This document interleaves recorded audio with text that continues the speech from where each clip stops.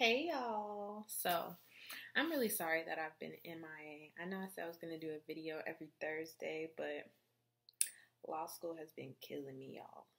Like, it's a lot of work. But when I wasn't in law school, I did have a few fun times, do a few fun things. I went to Howard homecoming. You know, I graduated from Howard, so I just graduated in May, and I was like missing my friends. I was missing everybody. I was just missing Howard in general, so I had to go back from home to homecoming. What's up, y'all?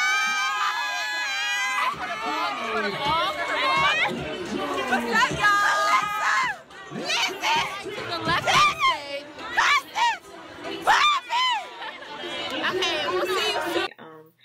A lot of people who are in law school were like telling me like, oh, you shouldn't go, like you need to stay here and do your work. But I'm really glad I went because I needed that break. It was so needed, and it just like I came back refreshed, and like I wasn't missing everybody anymore, so I didn't feel the need to like always be on FaceTime with my friends because I had just seen them in the flesh. So yeah, I also went to Spell House homecoming. It was didn't have nothing on Howard. I just went to the tailgate, but there was like so much walking around, so many people. It was just stressful, and I was like, I could be at home doing my outlines right now. What else have I been doing? School, honestly. But so yeah, this video is going to be for you guys. It's some law school application tips.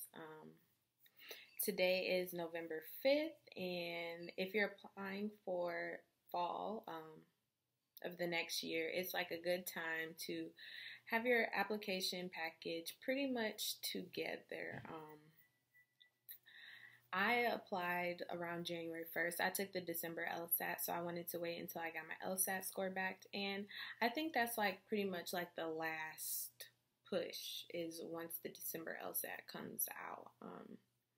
But yeah, by January 1st, you want to have all your materials together. So your personal statement, your letters of recommendation, all of that stuff. Try to have that together so, you know, when January 1st comes, you can just push submit. And yeah, so let's see, what advice do I have for y'all?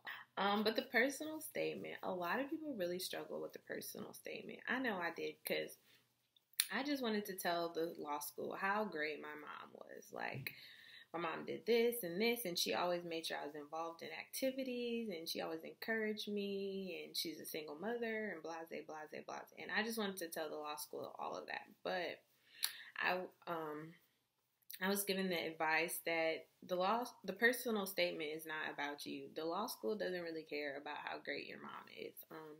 It's about how great you are. So if you're gonna like talk about your mom or your grandma, maybe like one paragraph, but then make the rest mostly about you. Like how did your mom make you a better person, and so on and so forth. A theme isn't always necessary, but it can help you like convey your story in a more orderly fashion. So I did this little corny theme. Well, I thought it was creative at the time, but now I look back, like that was actually super corny. But I said that most superheroes have like superpowers, like the ability to fly or read minds or whatever. But I was like, my superpower is, what was my superpower? I don't know. I think I said like education or something corny. I wanted to highlight that I had gained more superpowers like while I was at Howard by joining organizations and being a leader. And I guess it worked, but now that I look back, it was kind of corny. But yeah, so if you're going to use a theme, make sure you use it in the beginning, the middle, and the end. Don't just like start off with this theme and then never touch it again because they're not going to understand that it was a theme. Make sure you check for grammar, and something that I didn't know really about was passive voice. I really don't know how to explain it to this day, but when you finish your personal statement, Google passive voice and the meaning of passive voice and read about it, and then look in your personal statement and see if you used it because they don't like it. Let's see. If your school tells you to highlight why their school would be like good for you, make sure you do that. So I know like Howard said, why would Howard be the law school for you? So I added an extra paragraph to like my overall personal statement to fit Howard specifically. Let's see. Don't focus like solely on your race. If you're like black, like, okay, you can add one or two things about it, but it's your whole personal statement shouldn't be about your race. The only diverse thing about you isn't about your race. Like, you can be diverse because you're lesbian, because you wear glasses. Maybe you had a struggle wearing glasses. Like, who knows? There's something about you that is more diverse than your race. Race is important, but race isn't the only factor. Don't start with this like I don't even know how to say that word, colloquialism,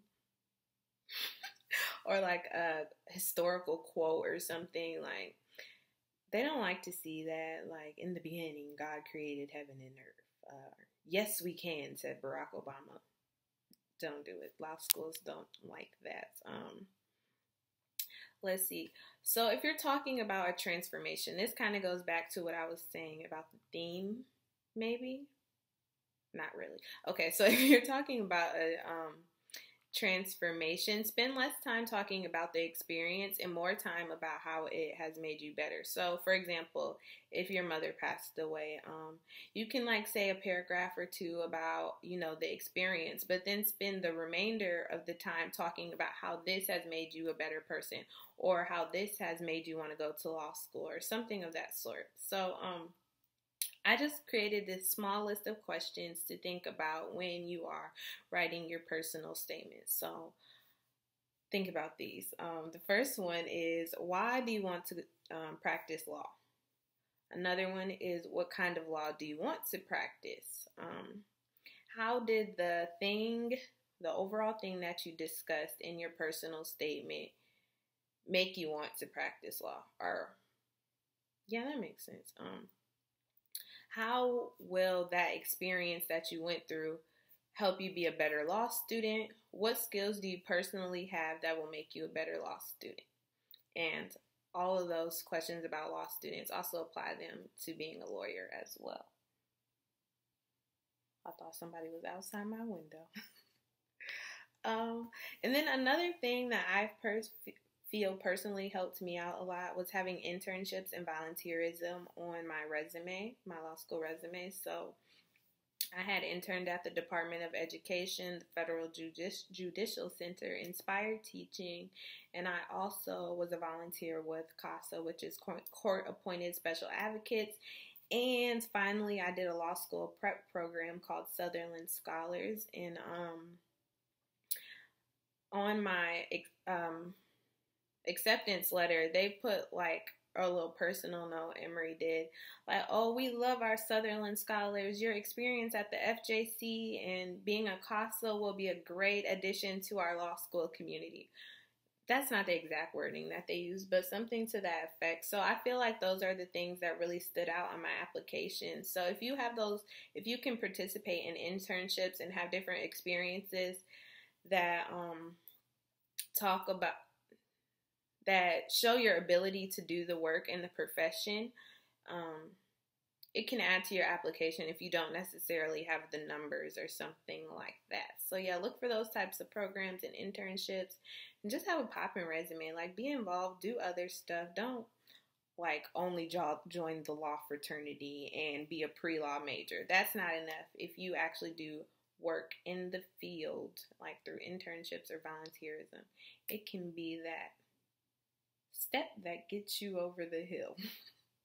I don't know, but I hope this was helpful for you guys. If you have any more questions, leave a comment and I will definitely answer them either in the comments or in my next video. Also, make sure you guys subscribe and just tell me what else you guys would like to see from me. I hope you enjoyed and I hope this helped. Good luck in your law school journey.